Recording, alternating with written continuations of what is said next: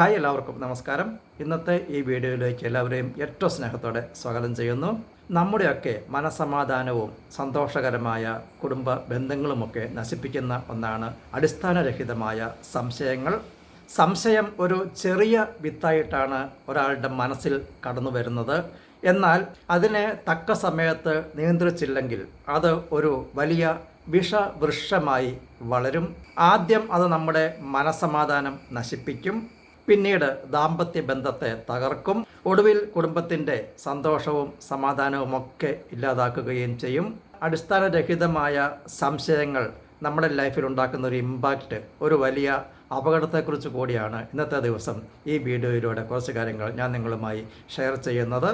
ആകർഷണ നിയമം അനുസരിച്ച് നാം മറ്റൊരാളിൽ സംശയിക്കുന്ന ഒരു കാര്യം, പ്രത്യേകിച്ച് ജീവിത പങ്കാളിയുടെ കാര്യത്തിൽ നമ്മുടെ മനസ്സിൽ സംശയം ജനിക്കുന്ന അവസരങ്ങളിൽ അവരുടെ ജീവിതത്തിൽ ആ പ്രവൃത്തികൾ ഇല്ലായിരുന്നുവെങ്കിലും നമ്മുടെ നിരന്തര സംശയങ്ങളും അതുമൂലമുണ്ടാകുന്ന ഫീലിങ്സും പ്രതികരണങ്ങളുമൊക്കെ ചിലപ്പോൾ അത്തരം പ്രവൃത്തികളിലേക്ക് പങ്കാളിയെ നയിക്കുവാൻ സാധ്യതയുണ്ട്. അതെങ്ങനെയെന്ന് നമുക്കൊന്ന് നോക്കാം.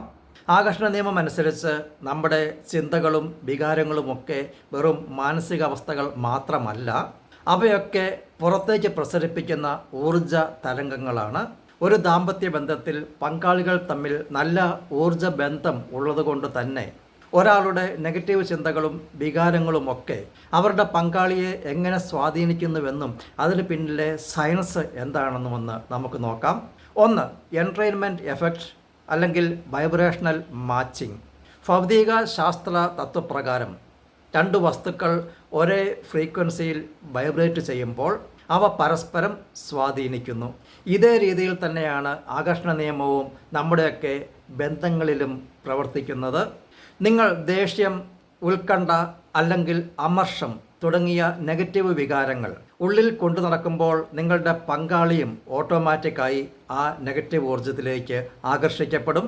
നിങ്ങൾ ഒന്നും പുറത്ത് പറഞ്ഞില്ലെങ്കിൽ പോലും നിങ്ങളുടെ സാന്നിധ്യത്തിൽ അവർക്ക് പെട്ടെന്ന് ദേഷ്യമോ മാനസിക വിഷമങ്ങളോ ഒക്കെ അനുഭവപ്പെടാം. നിങ്ങളുടെ കുറഞ്ഞ ഊർജ്ജനില, ലോ ഫ്രീക്വൻസി, അവരുടെ ഊർജ്ജനിലയെയും താഴേക്ക് വലിക്കുന്നു. രണ്ട്, ഡിഫെൻസീവ് മിറർ.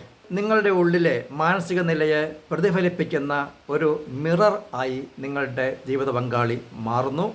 നിങ്ങൾ ഉള്ളിൽ അസംതൃപ്തിയോ അരക്ഷിതാവസ്ഥയോ ഒക്കെയാണ് സൂക്ഷിക്കുന്നതെങ്കിൽ നിങ്ങളുടെ പങ്കാളി നിങ്ങളോട് തർക്കിക്കുവാനോ അല്ലെങ്കിൽ മാനസികമായി അകന്നു പോകുവാനോ ഒക്കെ സാധ്യതയുണ്ട്.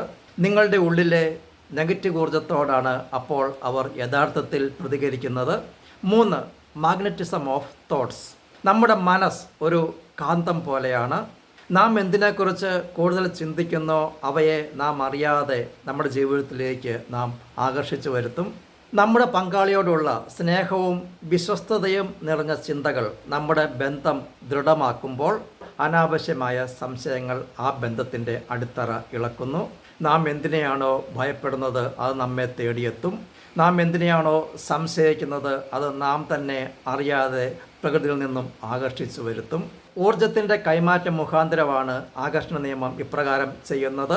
നിങ്ങൾ പങ്കാളിയെ സംശയിക്കുമ്പോൾ നിങ്ങളുടെ ശ്രദ്ധയും ഊർജവും മുഴുവൻ നെഗറ്റീവായ ആ കാര്യത്തിലേക്ക് ഫോക്കസ് ചെയ്യപ്പെടുന്നു.